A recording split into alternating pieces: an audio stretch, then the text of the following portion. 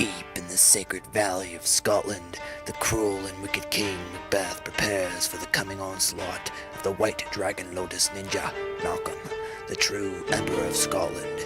This is the end of that legendary saga.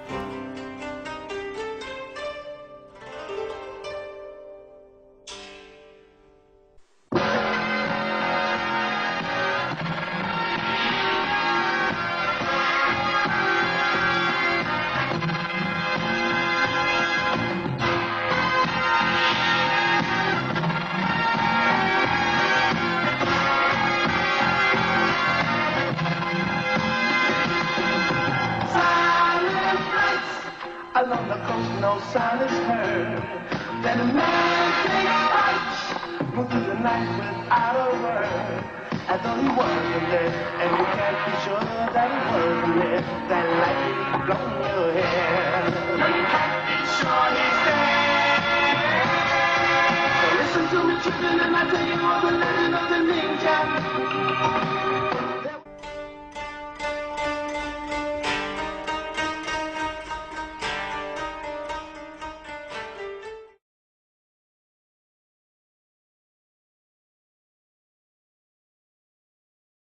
They have taught me to sick, I cannot fly. But Belak, I must fight the cause. But he that was not born of woman, such a one I am to fear or none. What is that name? Thou be afraid to hear it. No, though thou callest thyself a harder name, then in it is an hail. My name is Macbeth. The devil he himself could not pronounce a title more hateful to my ear. No more fearful. Thou liest, abhorrent tyrant! With my sword I'll prove the lie thou speakest. Oh Lord! Ah! I was born of woman, but swords I smile at, weapons laugh to scorn, brandished by man that's of a woman born.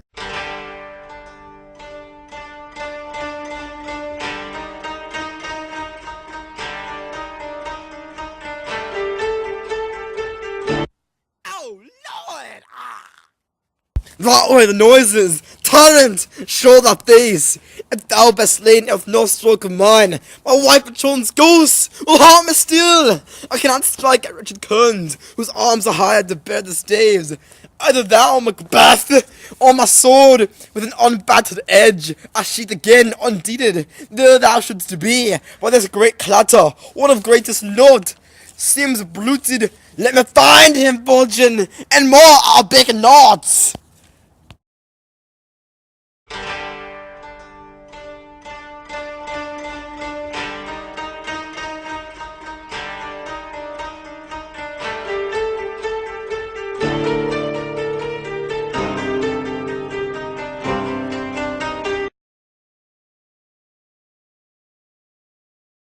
This way, my lord, the castle is gently rendered.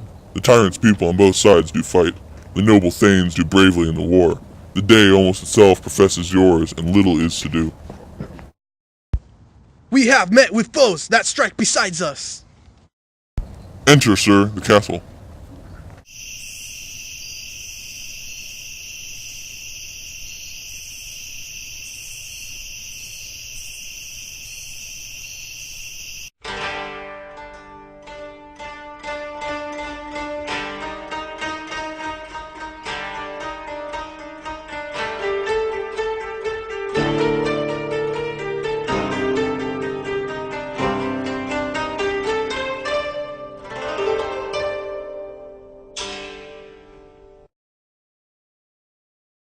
Why should I be played with Roman fool, and die on my own sword, whilst I see lives, a gash to bet upon them?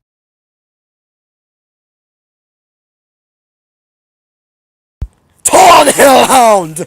Torn! Of all men else I have avoided thee, but get thee back, my soul is too much charged with the blood of thine already. I have no words or voices in my sword. Thou bloody a villain, then terms can give thee out.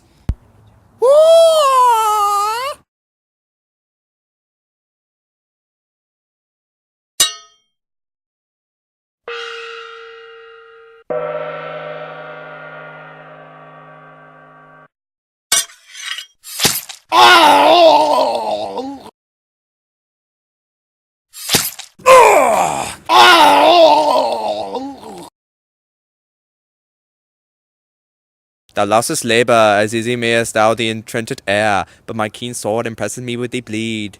Let me fall thy blade on the vulnerable crests. I bear a charmed life, which now be yield to one of woman born. Despair thy charm, and let the angel whom thou still hast served tell thee, Macduff was from his mother's womb untimely ripped. Accursed be my tongue to tell me so, but to fathom God the better part of man, and to be these juggling fiends to no more believed, that parted with us in the double sense, to keep the word to promise to our ear, and break it to our hope. I will not fight with thee. Then yield thee, coward, and live to be the show and gaze of the time. We'll have thee, as our rare monsters are, painted on a pole, and under it, here may you see the tyrants. Whoa!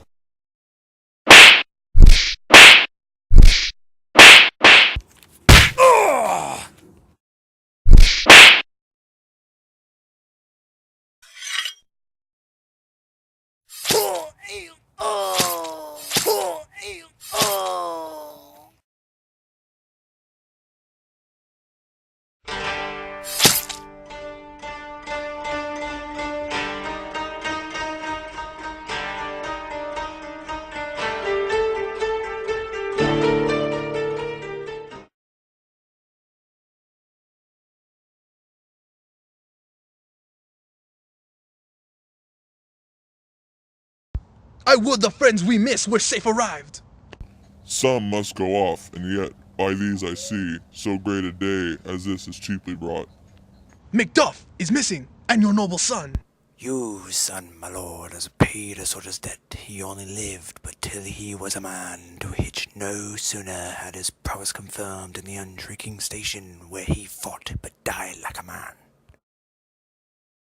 Then he is dead? Aye, and brought off the field, your course of sorrow must not be measured by his worth, for then it hath no end. Had he his hurts before? Aye, on the front. Why then, God's soldiers be he. Had I as many sons as I have hairs, I would not wish them to be a fairer death, and so his kneel is knolled. He's worth more sorrow that I spend for him. He's worth no more, they say he parted well, and paid his score, and so, God be with him, here comes new comfort. Hail, King! For so thou art! Behold, where stands the usurper's cursed head! The time is free! I see the compassed with my kingdom's pearl, that speak my salutation in their minds, whose voices I desire, aloud with mine! Hail, King of Scotland! We shall not spend a large expense of time before we reckon with your several loves, and make us even with you, my thanes and kingsmen. Henceforth be earls, the first that ever Scotland in such honor named. What more to do, which would planted newly with time, as calling home our exiled friends abroad, that fled the snares of watchful tyranny, producing forth the cruel ministers of this dead butcher and his fiend-like queens, who at his thought by self and violent hands took off her life, this and needful else that calls upon us by grace of grace, we will perform in measure, time, and place. So, thanks to all at once and to each one whom we invite to see us crowned at Scone.